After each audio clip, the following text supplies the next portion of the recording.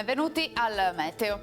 Una forte perturbazione di origine nord atlantica è attiva sul paese, portando un nuovo importante carico di precipitazioni. Il dettaglio di venerdì 30 settembre.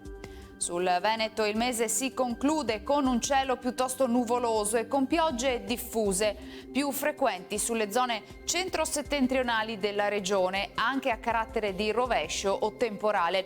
Probabili rasserenamenti poi in serata. Temperature senza variazioni di rilievo, minime tra 9 e 14 gradi, massime invece comprese tra i 14 e i 19 gradi all'incirca.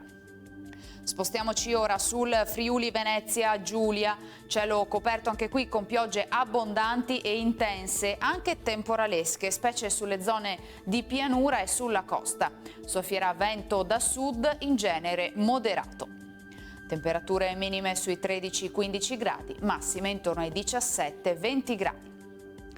Infine diamo uno sguardo al Trentino Alto Adige, anche qui il contesto sarà di instabilità con molte nubi e piogge diffuse nel corso della giornata.